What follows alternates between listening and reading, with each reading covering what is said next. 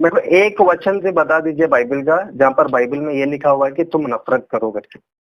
मैं ईर्ष्यालु यहोवा हूँ, मैं ईर्ष्या करने वाला यहोवा हूँ। उन्होंने क्या कहा है, हमें आइडल्स बनाना ही नहीं है। तो तो उनको तुम लोग क्यों आइडल्स बना रहे हो? अगर जिस धर्म ये ग्रंथ क्रिश्चियन लोगों को बोल रहे हो भाई जिस क्रिश्चियन धर्म, लोगों को बोल रहे हैं तो यहाँ मैं पे। कहाँ कह रहा हूँ कि नहीं, लेकिन हम्म। जिस धर्म ग्रंथ में मूर्ति पूजकों को इस तरीके से बोला गया है, तो उस धर्म ग्रंथ को मानने वाले लोग मूर्ति पूजकों को बुरा नहीं समझते क्या?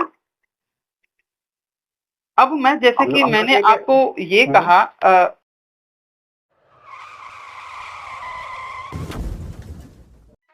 नमस्ते सभी को मित्रों, वैचारिक मंथन एक्स मसीही यूट्यूब चैनल पर मैं आपका साथी आशीष चौरसिया आप सभी का हार्दिक स्वागत एवं अभिनंदन करता हूं। मित्रों, मुंबई के रहने वाले कैथोलिक ईसाई महोदय मिस्टर जॉन फ्रांसिस जी के साथ हुई हमारी पहली बातचीत का पिछला हिस्सा तो आप लोगों ने सुना ही होगा। अगर ना सुना हो तो ऊपर दिख रहा है आई बटन पर क्लिक करके आप हमारी पिछली बातचीत को अवश्य सुनिए, क्योंकि उस बातचीत को सुन के आपको पता चलेगा कि किस प्रकार से मेरी फ्रांसिस जी से बातचीत शुरू हुई थी।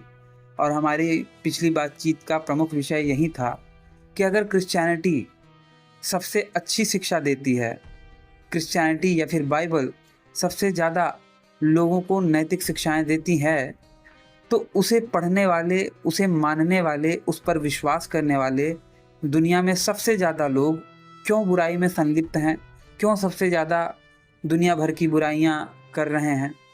और इसी विषय पर फ्रांसिस जी ने कई सारे तर्क दिए थे, जिसकी काउंटर में मैंने कई सारी बातें रखी थी।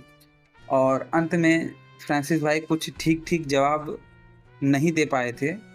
अंत में वो यही कहने लगे कि मतलब आप ये कहना चाहते हैं कि ऐसा कि वैसा, लेकिन उन्होंने इन सब बातों का कोई भी संतुष्टिजनक उत्तर नहीं दिया था कि अगर बाइबल या फिर क्रिश्चियनिटी सबसे ज़्यादा नैतिक शिक्षाएं देती है, सबसे ज़्यादा लोगों को नैतिक शिक्षा पे चलने की प्रेरणा देती है, तो उसे मानने वाले, ठीक है, उसका अनुकरण करने वाले सबसे ज़्यादा अनैतिक कृत्य क्यों कर रहे हैं।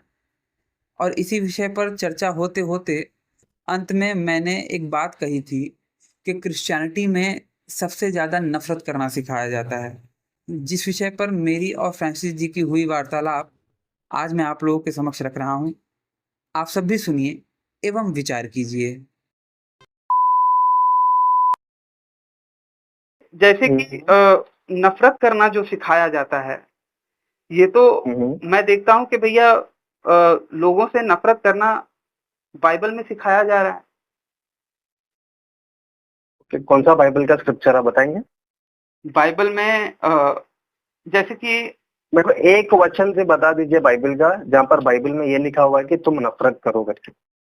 मैं ईर्ष्यालु यहोवा हूँ, मैं ईर्ष्या करने वाला यहोवा हूँ।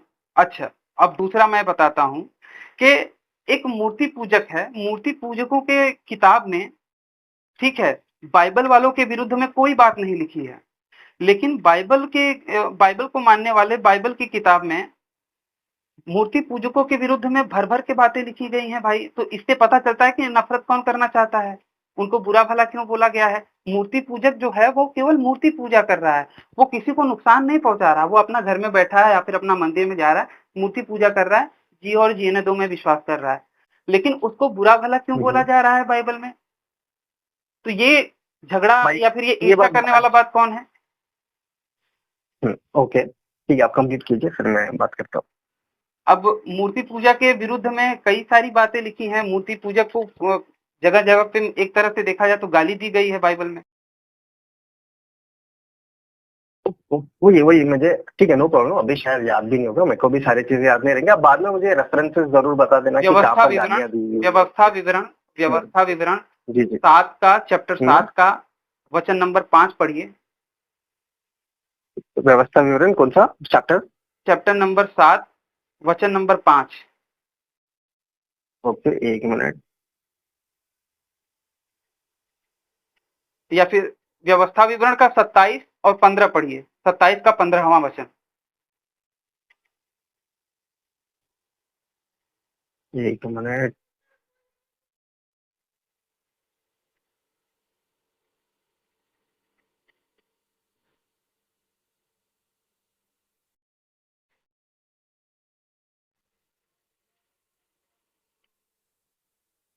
जी। जी। हम्म, कि शापित हो वह यहाँ पे मनुष्य क्या लिखा हुआ है? जो कोई हम्म, मूर्ति कारीगर से खुदवाकर या ढलवाकर निराले स्थान पर करे, और यहोवा को ये बातें घृणा लगती हैं, कुछ इस तरीके से बातें बोली गई होती हैं। घृणा, नफरत। जी हाँ, ठीक है। मतलब नफरत, मतलब यहाँ पे गालियां नहीं दी है ना, मतलब ठीक है, मेरे को लगा गालियां दी है ऐसा कुछ लिखा हुआ है क्या इसमें, ठीक है। यहाँ पे कर्ज के बारे में बात हो रहा है, ठीक है, शापित के विषय में। अगर इसका, इस वचन का अगर मैं आपको बैकग्राउंड दूं ना सर जी, ये व्यवस्था विवरण 27:15 का, तो बाइबल क्या कहता है कि परमेश्वर ने ही इस संसार की सृष्टि की, परमेश्वर ने ही जो है हम मनुष्य को बनाया, ठीक है।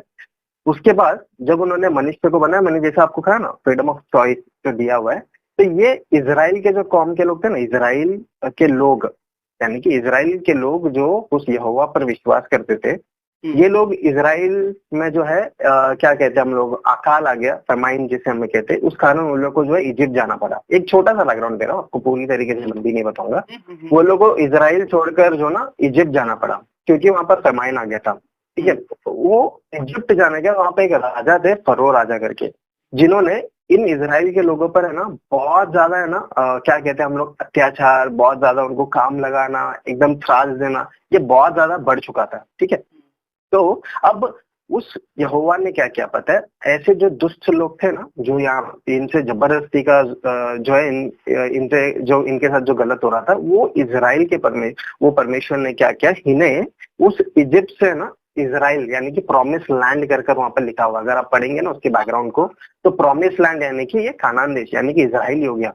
तो इन्हें वहां से मुक्त कर बड़े बड़े अद्भुत कार्य बीच बीच में कर जो प्रॉमिस लैंड तक लेकर जाते हैं। किसने लेकर गया? यहोवा कहानी परमेश्वर। मुझे भी पता है, पासवे की कहानी मुझे भी पता है। जी, बीच बीच में बहुत सारे ऐसी चीजें आए, यहाँ पर उन्हें प्यासे थे तो चमत्कार हुए, पत्थरों से जो पानी आया, फिर सी को 2 भाग में करना, ऐसे बड़े बड़े चमत्कार हुए। हालांकि वो मूसा नबी के समय की जो बात है ना, उसमें भी देखेंगे तो वहां पे भी थोड़ा सा डाउट पैदा होता है, लेकिन नो प्रॉब्लम, आता हूँ मैं, उस पे भी आएंगे, नो प्रॉब्लम। तो ये इन शॉर्ट, इनको छुड़ाने वाले कौन थे पता है? वो यहोवा परमेश्वर ही थे। पर इन्होंने क्या कर दिया पता है क्या? उस यहोवा परमेश्वर पे विश्वास करना बंद कर रहे थे, क्योंकि ये कैसे लोग हो गए थे पता है? ये लोग कि जब ये लोग को जरूरत था तब मदद मांगे, तब मूसा के बारे में अगर आप जैसे जानते, मूसा के पास जा रहे थे, मांग रहे थे, जब इनके साथ चिन्ह चमत्कार होते इन्हें मिल रहा था, तो वापस कुछ समय बाद जब इन्हें नहीं मिल रहा था ना, ये लोग फिर उसी यहोवा खुदा के विरुद्ध होकर जो है गालियां देने लग गए कि ये कैसा है, हमें यहाँ पर क्यों लाया, ये क्यों, वो क्यों कर ये लोग कहने लग गए। तो वापस नहीं, मतलब उनके विरुद्ध बातें करने लग गए। ये क्या है, हमें यहाँ पर क्यों लाया गया, क्या इसलिए लाया गया कि हम लोग यहाँ पे मर जाए, ऐसी भूखे, ऐसे सारे उनके विरुद्ध बातें करने लगे। बट जब उन्हें वापस मिल जा रहा था, फिर वापस संतुष्ट हो रहे थे, वापस जब नहीं मिल रहा था तो ये लोग है ना डगमगाते जा रहे थे। जब इन्हें चाहिए तब ठीक है, अच्छे थे, जब इन्हें फिर नहीं मिल रहा था तो ये लोग को प्रॉब्लम हो जा रहा था। तो ये सारे चिन्ह चमत्कार होते हुए जो प्रॉमिस लैंड पे लेके गए, वो ये लोग जो उन्हें छोड़कर जो है ना दूसरे मूर्तियां बनाने लग गए लोग को। एक गोल्डन काफ के विषय में भी आपने देखा होगा, उसी मोसेस की स्टोरी में, अगर आप जानते, एक गोल्डन काफ बनाते हुए लोग, जब मूसा जो है उस पर्वत पर चले जाते जहाँ पर उन्हें 10 कमांडमेंट्स मिलता है, तो ये लोग ने क्या वहाँ पे वो पर्वत पे जाते हैं, गोल्डन काफ, निराकार परमेश्वर से मिलने के लिए जाते हैं। यस। तो वहां पर नीचे क्या हुआ, आरोन ने क्या किया, मोसेस के जो भाई थे मूसा के, आरोन ने क्या कर दिया, नीचे उनको लगा कि मोसेस मर चुका है, 40 दिन हो गया, आए ही नहीं। अरे कहाँ गया, ये तो आया ही नहीं, ये तो हमें इसके थ्रू ही सब कुछ होता था, तो अभी ये तो है नहीं, हमें एक भगवान चाहिए। वो लोग का मानना, हाँ, जो लोग थे नीचे, तो ये लोग ने क्या कर दिया, सबका सोना वोना लेके पिघाल कर जो है गोल्डन का काफ बना दिया, मतलब हिंदी में, सॉरी, मैं गोल्डन काफ पता नहीं क्या कहते, तो एक गोल्डन काफ को बना दिया लोग, उसको पूजने लगे, उसके सामने जो है सैक्रिफाइसेस करने लग गए, ये सारा चीजें। तो जब मूसा वापस लौटा, उसने देखा कि अरे ये क्या हो गया, तुम लोग क्या कर रहे, किसे पूज रहे, ये क्यों कर रहे तुम लोग, ये सारा चीजें। तब उसके हाथ से 10 कमांडमेंट गिरता है। तो ये लोग ने क्या कर दिया पता है, यहोवा है ही नहीं कर जो वो लोग मूर्ति बनाने शुरू हो गए। तो इसलिए यहाँ पर ये बताया जा रहा है इस वचन में, यहोवा परमेश्वर ये कह रहे हैं कि मूर्तियां नहीं बनाना, मैं हूँ वो खुदा जिन्होंने तुम्हें बनाया हुआ है। तो तुम क्यों दूसरे मूर्तियों में, जो उन लोग बना रहे थे ना, अपने हाथों से बनाकर फिर मान रहे थे, उस संदर्भ में जो है कहा जा रहा है कि ये जो है सही नहीं है कर आई एम द लॉर्ड कर वहां पे कह रहे हैं, मैं वो खुदा हूँ जिसने तुम्हें बनाया, मैं तो तुम्हारा हाथ अब तक छोड़ा ही नहीं, मैं तुम्हारे साथ हूँ, तुम क्यों मूर्तियां बनाकर मानने लग जा रहे। मेरा ये मानना है भाई कि क्या मूर्ति पूजा करने से फिर व्यक्ति बुरा व्यक्ति हो जाता है, व्यभिचारी हो जाता है, पापी हो जाता है? क्या कहता है, नहीं देखिए बाइबल क्या कहता है, ठीक, बाइबल ये कहता है, यहोवा परमेश्वर जो है ना, गॉड स्पिरिट कर यूहन्ना उसका 4:24 में आप देख सकते हैं, गॉड स्पिरिट, ठीक है। तो उस संदर्भ में जब यहोवा परमेश्वर बातें कर रहे हैं, चिन्ह चमत्कार दिख रहे हैं, जब इनको ऐसा मानना आ गया कि अब वो है ही नहीं, तब ये लोग मूर्ति बना दे रहे। जब वो परमेश्वर खुद वहां पर आकर बात कर रहे हैं, खुद सब चीजें बता रहे, तो तुम एक अलग से मूर्ति को क्यों बना रहे हो जिसमें मैं बात करता ही नहीं हूँ? वो गोल्डन कप आपने बनाया बट वो मैं हूं ही नहीं, तो तुम लोग क्यों अलग से एक तुम्हारे मान्यता में ला रहे हैं कि एक अलग से हम लोग एक भगवान को बनाएंगे करके? मैं हूँ, मैं तुम्हें बनाया, तो तुम क्यों अलग से कुछ चीजें बना रहे हो? तो वहां पर जो है वो संदर्भ ऐसा बताया जा रहा है कि वो उस मूर्ति के बारे में हम बात कर रहे हैं यहाँ पर।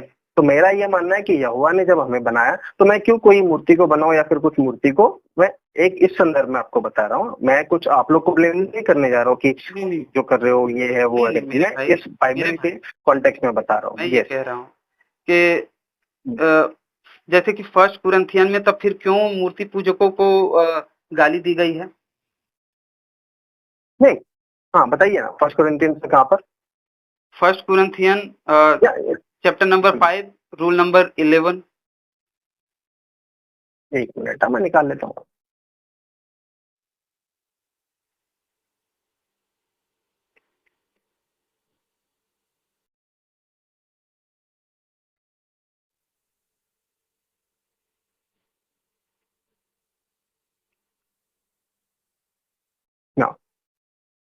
यस, वहाँ पे क्या बताया जा रहा है? क्रिश्चियंस डू नॉट, ये पौलुस है, ठीक है, जो लिख रहे हैं, कुरिन्थ की कलीसिया को लिख रहे हैं, तो ठीक है। ये कुरिन्थ की पौलुस ने कलीसिया गलत बोला है। क्या लिखा है वहाँ पर, आप पढ़ेंगे एक बार? हाँ, वहाँ पे इसी प्रकार से बोला गया है ना कि व्यभिचारी, लोभी और गाली देने वाले, पियक्कड़, अंधेर करने वाले, ये एक जैसे ही हैं। मतलब इनको एक ही कैटेगरी में लाके खड़ा कर दिया है। मतलब कोई मूर्ति पूजा, अगर कोई बच्चा मूर्ति पूजा कर रहा है, छोटे छोटे बच्चे भी मूर्ति पूजा करते हैं भाई, तो वो गाली देने वाले हो गए, वो पियक्कड़ हो गए, वो अंधेर करने वाले हो गए, व्यभिचार करने वाले हो गए। मतलब एक छोटा बच्चा पूजा कर रहा है तो वो व्यभिचार हो गया?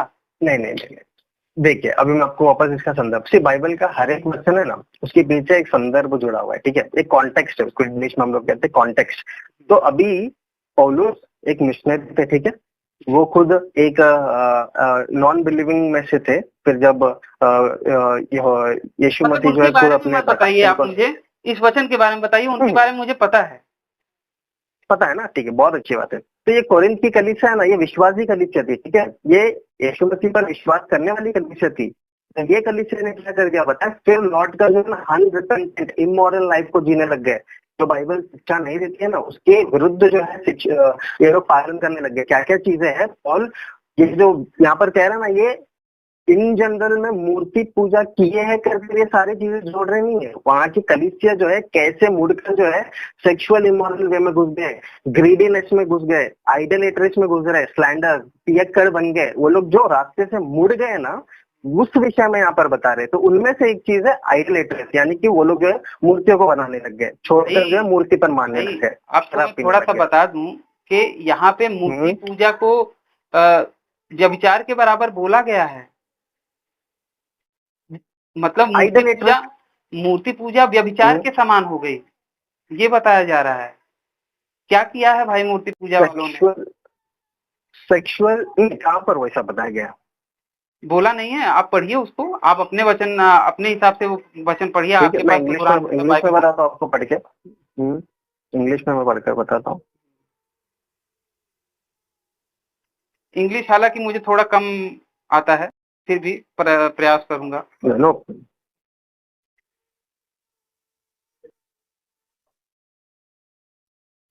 तब तक मैं हिंदी में पढ़ दूं क्या? वहां पे ये कहा गया है, मैं इंग्लिश भी पढ़ता, हाँ पढ़िए, ठीक। यदि कोई भाई कहलाकर व्यभिचारी या लोभी या मूर्ति पूजक या गाली देने वाला या पियक्कड़ या अंधेर करने वाला हो तो उसकी संगति मत करना, वरना ऐसे मनुष्य का खाना पीना भी न खाना। वरन अब ऐसा मनुष्य, मतलब कि इन सभी कैटेगरी में उस मूर्ति पूजक को भी रखा जा रहा है जिसने कि कोई अपराध नहीं किया, किसी का बुरा नहीं किया, किसी के साथ गलत नहीं किया, किसी को गाली नहीं दी, लेकिन उस मूर्ति पूजक को भी व्यभिचारी कहा जा रहा है, लोभी कहा जा रहा है, गाली देने वाला कहा जा रहा है। नहीं नहीं नहीं नहीं नहीं नहीं नहीं, आप व्यभिचारी को उसके साथ जोड़ रहे हैं। ये अलग अलग अलग अलग कैटेगरी के लोगों को बता रहा है वहाँ पे। वो मूर्ति पूजक गलत है वो बोल रहे हैं, बट ये मूर्ति पूजक है ना, ये व्यभिचारी है, ये पियक्कड़ है, वो मूर्ति पूजक को ही नहीं बता रहे सारी चीजें। वहाँ के लोग अलग अलग चीजें में वापस मुड़ गए। उनमें से कैसे कैसे लोग थे वो अलग अलग बता रहे। उनमें से एक मूर्ति पूजक लोग है, वो बता रहे वहाँ पे मूर्ति पूजक की व्यभिचारी है, मूर्ति पूजक की पियक्कड़ है, ऐसा नहीं बता रहा वहाँ पे। पियक्कड़ है, अब मैं बताता हूँ, पूजक है। अब मैं एक और बताता हूँ। कुलस्सियों का 3 का 5 चैप्टर देखिए, वहाँ पे सीधा सीधा बोला है कि मूर्ति पूजा व्यभिचार के बराबर है। उसमें आते हैं, पर ये पहला कोरिन्थियों 5 का आपको क्लियर हो गया कि यहाँ पे या लिखा है। आप भी जो हिंदी में पढ़े ना, या पियक्कड़ या बीच में या बोला है। ये नहीं कहा जा रहा है कि मूर्ति पूजक जो है व्यभिचारी है करके, ऐसा। आपके उस विचार को और क्लियर करने के लिए, क्योंकि आप उसको नकार रहे हैं, कह रहे हैं कि मूर्ति पूजक को ऐसा नहीं बोला गया है, मूर्ति पूजा। नहीं, सुनिए, मैं बताता हूँ ये वचन क्या कह रहा है, मैं बताता हूँ, ठीक है। ये कोरिन्थी कलीसिया को जो कहा जा रहा है ना, जो लोग अलग अलग कामों में हैं, तो ऐसे लोगों से दूर रहना कर उनमें से जो मसीही जो खुदा पर विश्वास करते थे, पर अब वो लोग जो है मूर्ति को मानने लग गए, जैसे मैंने पहले के मूसा के समय का बताया, वैसे लोगों को गलत कर कह रहे हैं, जो लोग विश्वास कर अब फिर मूर्ति में चले गए। तो फिर वापस आप लोग मूर्ति पूजक में जैसे कि कोई मूर्ति पूजा कर रहा है तो वो व्यभिचार के बराबर तो नहीं होगा ना। तो वो व्यभिचार, देखिए वहाँ पे गलत बोल रहा है, वो व्यभिचार किया नहीं। वहाँ पर वो लोग क्या क्या कर रहे थे ना गलत। आज हम लोग कहेंगे देश में ऐसा हो रहा है, व्यभिचार हो रहा है, रेप हो रहा है, किडनैपिंग हो रहा है, ये सब चीजें अलग अलग कैटेगरी बता रहा हूँ मैं मूर्ति पूजा की बात कर रहा हूँ। उस जैसे कि सुनिए मेरी बात, जैसे कि कोई बुरे कामों की लिस्ट बताए, जैसे कि मान लीजिए कोई बोले अजमर आमिर कसाब या फिर हाफिज सईद, और इसी तरीके से अब्दु दाऊद, ये दाऊद इब्राहिम, अबू सलेम, और उसी लिस्ट में आपका भी नाम आ जाए कि जॉन फ्रांसिस, ठीक है, नाम से पुकारा, आपको भी उसी कैटेगरी का बुरा करेंगे अपने आप को। अतुल भाई थोड़ा म्यूट करेंगे भाई, आपको, थोड़ा सा म्यूट कर लीजिए। जी, आपका मैं पॉइंट एकदम समझ गया। आप ये कह रहे हैं कि मेरे को उस अजमल कसाब के उन कैटेगरी में काउंट किया जा रहा है, मेरे को तो अलग, बल्कि गलत रहूंगा, बट मेरे को उन कैटेगरी में क्यों डाल रहे जो आतंकवादी। जैसे कि मैं बुरा ना माने तो एक उदाहरण दूं कि जैसे कि कई सारी वैश्याओं की लाइन लगी हुई है, ठीक है, और उसी लाइन के बीच में अगर मैं आपकी माता जी को अगर खड़ा कर दूं तो ये माता जी का अपमान नहीं होगा? माता जी तो पवित्र हैं, शुद्ध हैं। उसी तरीके से कई सारे बुरे कर्मों का बात किया जा रहा है और उसमें मूर्ति पूजा को भी उसी श्रेणी में देखिए नाम दिया जा रहा है। मैं आपको क्यों कहा जा रहा है, मैं आपको बताता हूँ। अगर हम लोग एक्सोडस पढ़ेंगे ना, जो पहला दूसरा किताब बाइबल का, हिंदी में सॉरी मेरे को उतना ये नहीं पता है। Bible, Genesis, Exodus, Leviticus, number, Deuteronomy, Joshua, मैं जानता हूँ। 20 उसका फर्स्ट पढ़ेंगे ना, 10 कमांडमेंट जो मूसा को दिया था ना, वहां पर वो क्या कह रहे हैं पता है क्या? यहोवा खुद क्या कह रहे हैं, मैं हिंदी में पढ़ूं आपके लिए, कि तुम मूर्ति पूजा ना करना ना। Yes, do not make any images. तुम कोई इमेजेस मत बनाना, आइडल्स मत बनाना, उससे मुझे दिक्कत नहीं। I am the spirit, I am with you. Yes भाई, तो ये लोग है ना आइडल्स फिर बनाने लग गए, इसलिए उनको पौलुस गलत कह रहा है कि यहोवा ने क्या कहा, हमें आइडल्स बनाना ही नहीं है। तो तुम लोग क्यों आइडल्स बना रहे हो? अगर जिस धर्म ग्रंथ क्रिश्चियन लोगों को बोल रहे हो भाई, क्रिश्चियन लोगों को बोल रहे हैं, तो मैं कहाँ कह रहा हूँ कि नहीं, लेकिन जिस धर्म ग्रंथ में मूर्ति पूजकों को इस तरीके से बोला गया है, तो उस धर्म ग्रंथ को मानने वाले लोग मूर्ति पूजकों को बुरा नहीं समझते क्या? अब मैं जैसे कि मैंने आपको ये कहा कुलस्सियों का, ठीक है, आप बताइए। ये कुलस्सियों का 3 का 5 पढ़ेंगे, वहां पे मूर्ति पूजा को सीधे सीधे व्यभिचार के बराबर बोला गया है। एक मिनट मैं कहता हूँ। तो बस मैं वही जानना चाहता था कि अगर मेरा बच्चा हो गया, अभी 2 साल का मेरा बच्चा है, अतुल भाई का भी बच्चा अगर क्या नाम से मूर्ति पूजा करता हो, तो क्या वो व्यभिचार के बराबर हो गया? क्योंकि बाइबल के अनुसार तो वो व्यभिचार कर रहा है, वैश्यागमन कर रहा है। नहीं, आप अभी भी उसको व्यभिचार के साथ ही जोड़ रहे हो, क्योंकि उसको उस वे में उसको भी एज एन एग्जाम्पल यूज कर रहा है, आइडलेट्री को, मूर्ति पूजा को भी वहां पर यूज कर रहे हैं, तो आप उसको व्यभिचार के साथ ही जोड़ रहे हैं। वहां पे तो पियक्कड़ भी बताया था, पियक्कड़ के साथ तो नहीं जोड़ रहे आप। हाँ, मैं पियक्कड़ के साथ भी जोड़ रहा हूँ ना, मैं पियक्कड़ के साथ भी जोड़ रहा हूँ। तो मैं ये कह रहा हूँ, क्रिश्चियनिटी के हिसाब से जब यहोवा ने बताया हुआ है कि तुम उस मूर्ति को मत बनाना क्योंकि मैं ही आत्मा, मैं तुम्हारे साथ हूँ, तो वो फिर क्रिश्चियनिटी के हिसाब से गलत है, वो एक पाप है, ठीक है। तो जो लोग उसके विरुद्ध जाकर बना रहे थे, उन सभी लोगों को बाइबल में जो है ये पौलुस, ये सभी लोगों ने जो है गलत बोला है। तो यहाँ पे भी वही हो रहा है, अर्ज कर रहा है क्रिश्चियन लोगों को, अर्जिंग क्रिश्चियन कि तुम लोग ऐसे सेक्सुअल डिजायर से बाहर आ जाओ, इविल डिजायर से बाहर आओ। तो वो मूर्ति पूजा करना सेक्सुअल डिजायर हो के जैसा हो गया। सेक्सुअल डिजायर नहीं है सर जी, आप वापस मिक्स कर रहे हैं उसको। आप एक बार प्लीज भाई मेरे, आप एक बार कुलस्सियों चैप्टर नंबर 3 रूल नंबर 5 पढ़िए तो सही।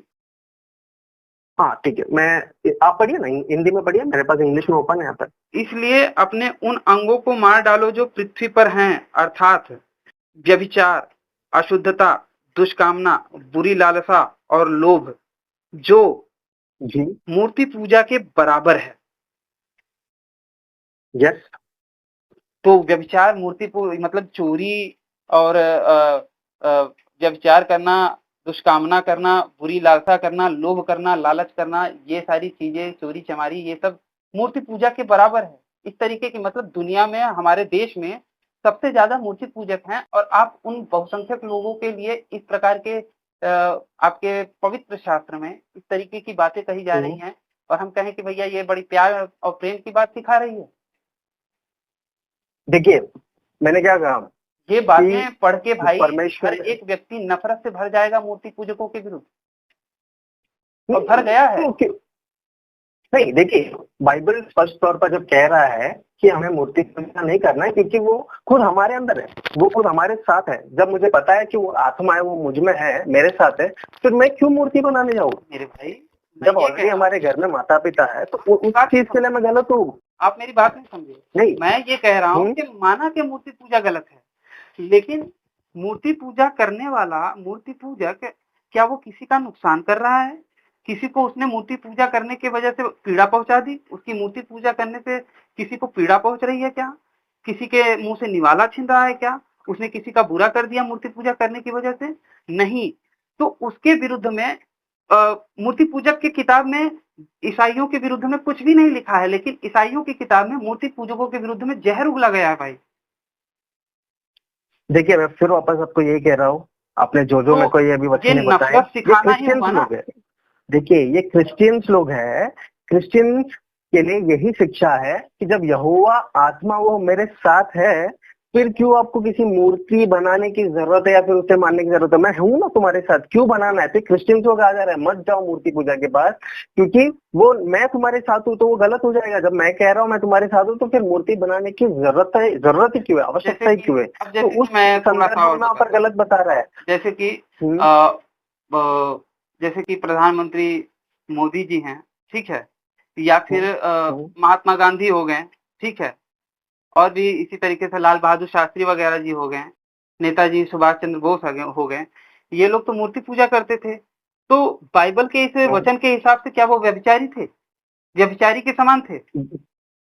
व्यभिचारी के समान नहीं, वो लोग ये व्यभिचार एक पाप के कैटेगरी में डाल रहे हैं उनको। व्यभिचारी के समान है नहीं, व्यभिचार क्या एक पाप है भाई। आइडोलेट्री क्या है? मूर्ति पूजा पाप है। प्यारे भाई, कुलस्सियों 3:5 ये कह रहा है कि जो पृथ्वी पर हैं, अर्थात व्यभिचार, अशुद्धता, दुष्कामना, बुरी लालसा और लोभ को, जो यहाँ पे ध्यान दीजिएगा शब्दों पे, जो मूर्ति पूजा के बराबर हैं, ये सारी चीजें मूर्ति पूजा के बराबर हैं। पूजा के बराबर है, यानी कि समझो कि एक जेल है, बड़ी जेल है, ठीक है, उसमें आपने जो उदाहरण दिया ना, अजमल कसाब है उसमें, जिसने बहुत सारे अच्छे लोगों को मार दिया, ठीक है, तो उनमें कुछ चोर लोग हैं, उनमें जो है कुछ नहीं सुनिए तो मेरे को कंप्लीट तो करने दीजिए। नहीं सर जी, देखिए मेरे को कंप्लीट तो करने दीजिए, देखिए तो कुछ चोर लोग हैं उसमें, कुछ लोग मर्डर करने वाले लोग हैं, कुछ लोग रेप करने वाले, एक जेल में, ठीक है।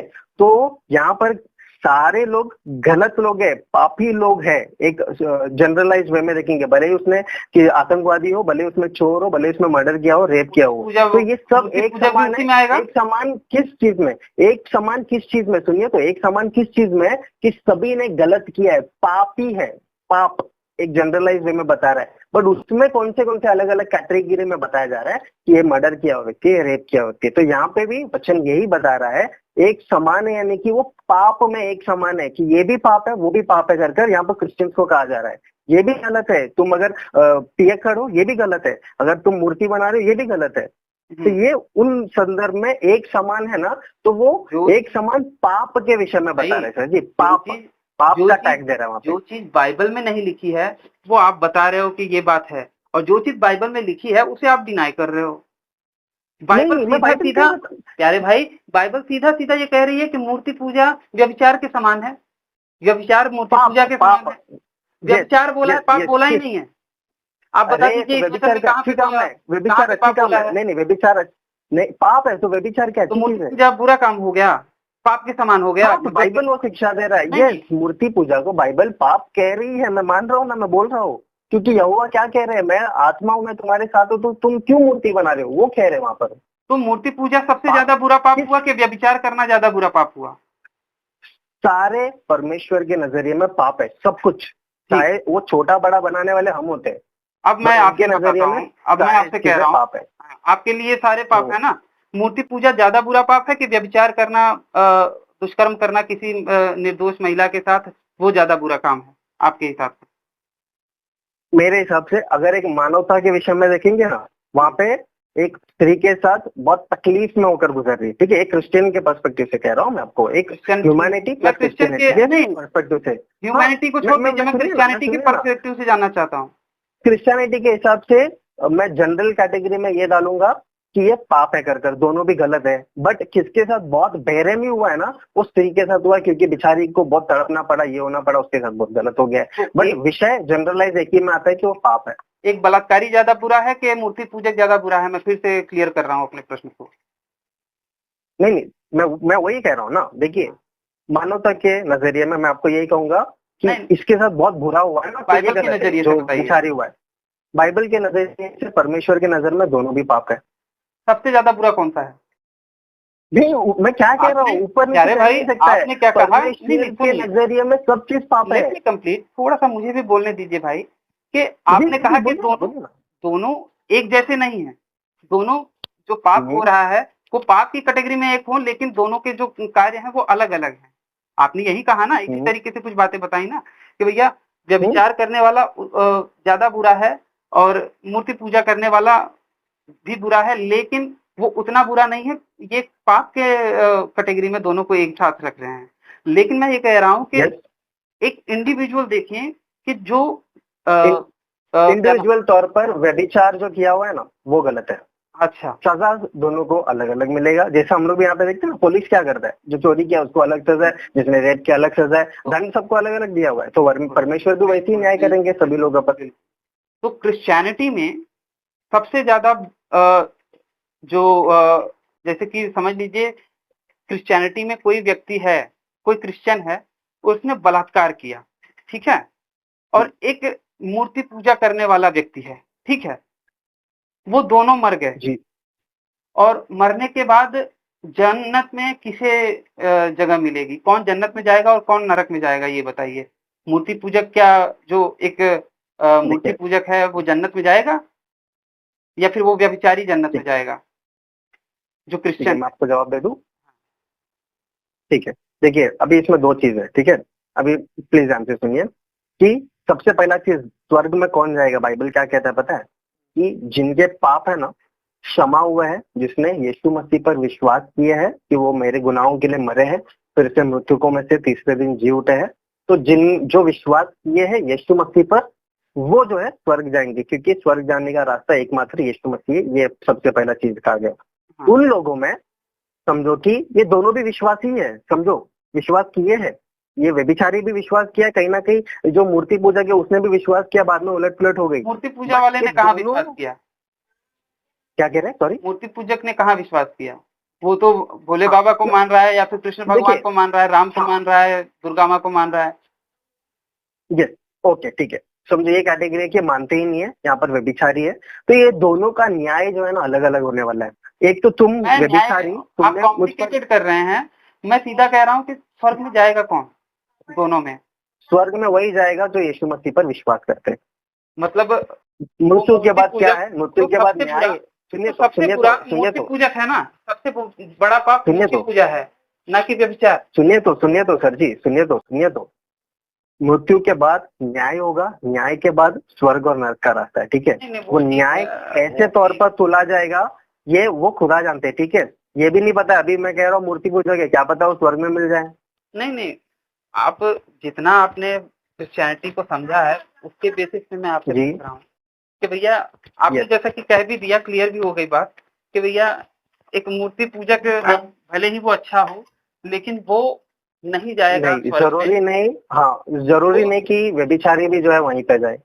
व्यभिचारी विश्वास, आपने कहा कि विश्वास करने वाला जाएगा, तो व्यभिचारी तो विश्वास विश्वास करते करता हैं, है। बट विश्वास में वो व्यभिचारी विश्वास करता है, बट उनकी क्रिया कैसी है? क्या वो अच्छाई के रास्ते पर चलने की कोशिश भी कर रहे थे कि सिर्फ मान के जो है बस अपना जिंदगी जैसा वैसा जी के, एक जैसा एक जिसने सच्चाई को नहीं जाना है, जो कैसे भी जीता है वैसे ही जी लिए, तो वो सारी चीजों तो पर ही मतलब पे कि डिसाइड करके स्वर्ग और नरक किसी दिया ने जाएगा। अपने पास्ट लाइफ में बुरा काम किया हो, तो मतलब कि हम्म। यीशु पे विश्वास करने से भी कुछ नहीं होगा, क्योंकि यीशु पे विश्वास करो तो भी आप जन्नत में जाओगे, इसकी गारंटी नहीं है, यही कहना चाहते हैं आप?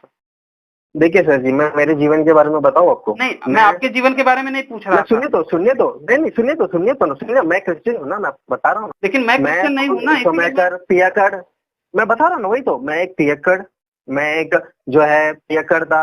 मैं एक समय पर नशेबाजी में था, मैं सब कुछ था। विश्वास करने पर अब मुझे जो है वो परमेश्वर धीरे धीरे सहायता कर रही है कि सभी चीजों में मैं बाहर आ चुका हूँ। अभी आप वापस मुझे मैं उस बता रास्ते सकते पर हैं, गया ही नहीं हूँ। आप मुझे बता सकते हैं कि यीशु ने अपना पहला चमत्कार क्या किया था? हाँ, वाटर टू वाइन था। हाँ, पहला चमत्कार ही दारू पिलाने का किया था, और आप कह रहे आप हो कि मुझे भैया बता दीजिए आपका कहाँ नशा पर वो छूट गया। ये लिखा हुआ है। आप मुझे बस ये बता दीजिए कहाँ पर बाइबल में वहां पर ये लिखा हुआ है कि वो वाइन जो है नशीली था। अच्छा, तो आप बता दीजिए कि कहाँ पे लिखा था कि वो वाइन नशीली नहीं था? उन्होंने क्या कहा, ये तो अधिक और उसका टेस्ट अलग ही कर कर बताया गया है, सबसे जो जो अच्छा मास्टर वाइन, वहाँ पे पिया हुआ सबसे है ना। अच्छी वाइन किसे कहा जाता है? वाइन सबसे उस समय अच्छी पर वाइन। किस चीज अब के लिए यूज आप होता था वो पता है आपको? अब आप सुनिए कि वहां पे जो वाइन शब्द आया हम्म। है, वही वाइन पी के, वही वाइन शब्द वहां पे भी आया है उत्पत्ति में, जहाँ पे लूत ने वो वाइन पी हाँ, के बराबर। अपनी बेटियों के साथ व्यभिचार किया था। तो वहां पे वो वाला यस। वाइन जिससे पी के नशा हुआ वो अलग है, और जो यीशु पिला रहे हैं वो वाला वाइन अलग है। वाइन तो वाइन, शब्द तो वही है, कुछ तो, उसमें एक्स्ट्रा तो ऐड तो बाइबल किया नहीं गया है। बाइबल तो ये भी बताता है कि do not be filled with wine filled with the spirit. तो उसका क्या कहना है आपको? हिंदी में बताइए। कि तुम एक क्या कहते हैं नशे से भरे हुए मत रहना, तुम आत्मा से भरे हुए रहना। हाँ, और फिर उसके बाद दारू भी पिला रहे हैं, तो इसको क्या कहेंगे? सी, तभी के टाइम पे मैं आपको बता दूं सर जी, इसको हिस्टोरिकल कॉन्टेक्स्ट में अगर देखेंगे ना, हाँ, दारू को दिखाइए। एक पहले के जब मेडिसिन भी नहीं था ना, तभी भी शराब को एक फॉर एग्जाम्पल पॉल को था, मैं आपको ये बता रहा हूँ बाइबल में से, जो तिमोथी था ना, उसको कहता है कि तू थोड़ा सा जो है ना वाइन पी लेना, क्योंकि वाइन है ना हमारे हेल्थ के लिए अच्छा था, जो वो लोग बना रहे थे। ये अभी के लोग नहीं, जो मिक्स विक्स करके केमिकल करके उसको पूरा अल्कोहल बनाया, तभी का वाइन उसका पेट दर्द था, तो तिमोथी को पॉल पत्र में लिखकर ये कहता है कि थोड़ा सा तू चाहिए तो वो पी लेना, तेरा पेट के लिए जो है अच्छा हो जाएगा वो।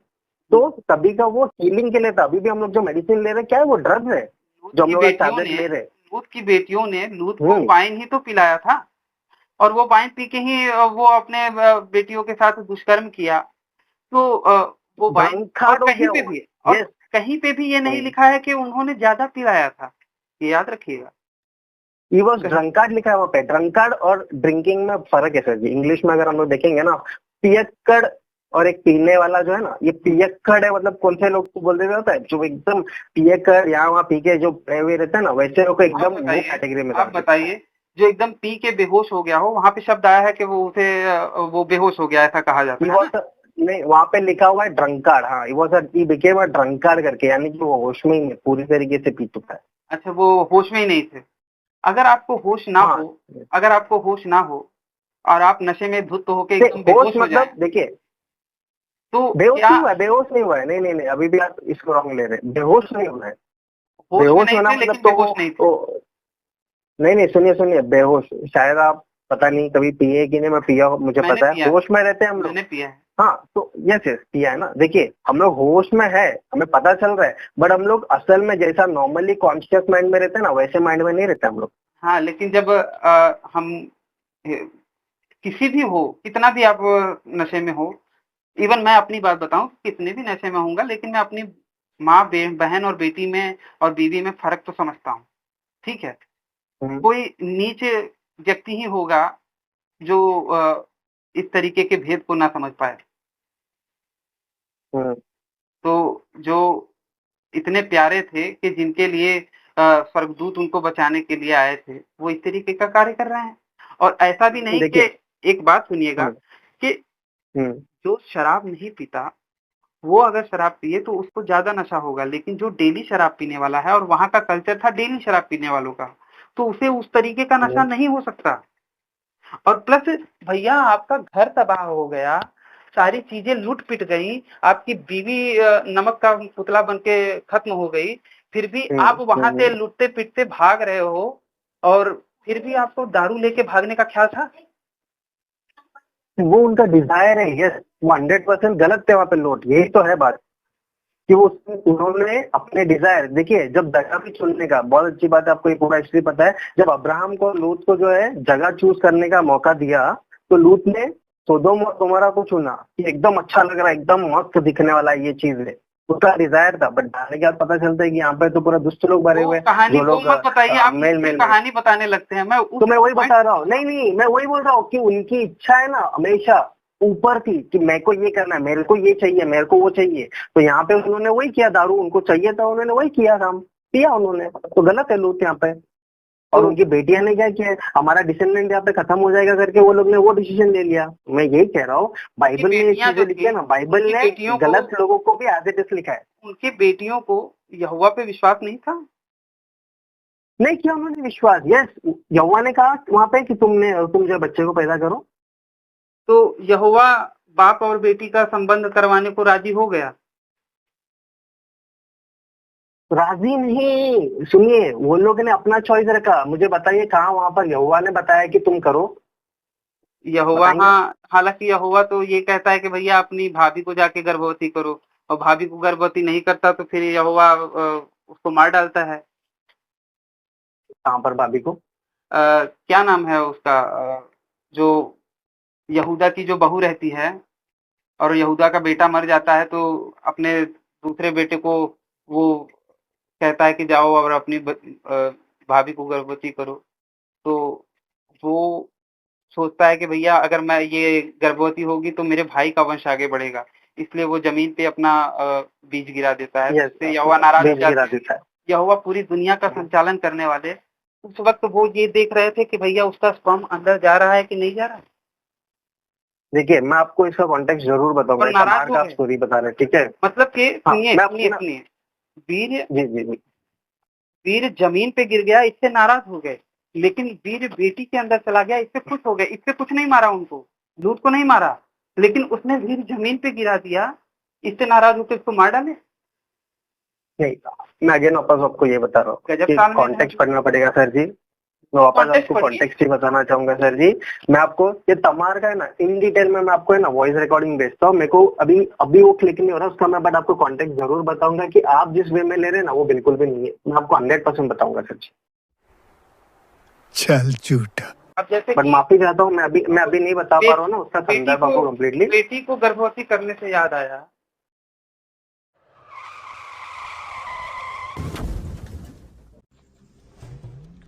तो बस मित्रों, आज का हमारा ये वीडियो यहीं पे समाप्त होता है। जैसा कि आप लोग जानते हैं कि हमारा ये चैनल डीमोनेटाइज हो गया है और फिलहाल इसके मोनेटाइज होने की कोई आशा नहीं दिख रही।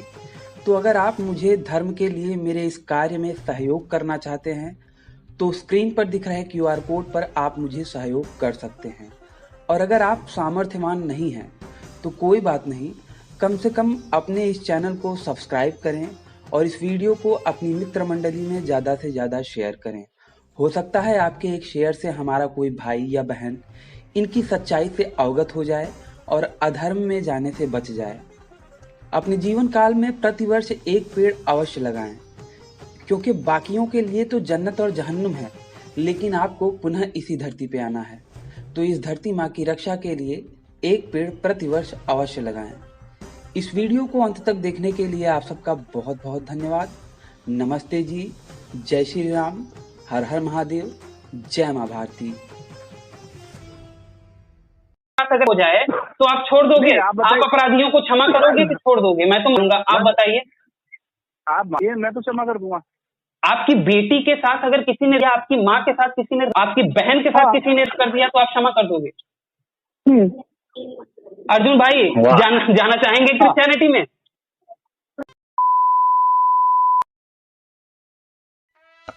अब जैसे कि आप भी बार बार संदर्भ की बात कर रहे हैं, तो आपको बताना चाहूँगा कि यदि सत्य शाश्वत है ना, तो उसे संदर्भ की आवश्यकता नहीं होनी चाहिए। यदि ईश्वर को अपनी बात समझाने के लिए मनुष्यों की व्याख्याओं पर निर्भर रहना पड़ रहा है, या फिर आप जैसे बुद्धिमान लोगों की व्याख्याओं पर निर्भर रहना पड़ रहा है, तो श्रेष्ठ कौन हुआ? वह ईश्वर जिसने अस्पष्ट बात कही, या वह मनुष्य जिसने उसे आज के ज़माने के हिसाब से सही अर्थ देकर प्रासंगिक बना दिया है?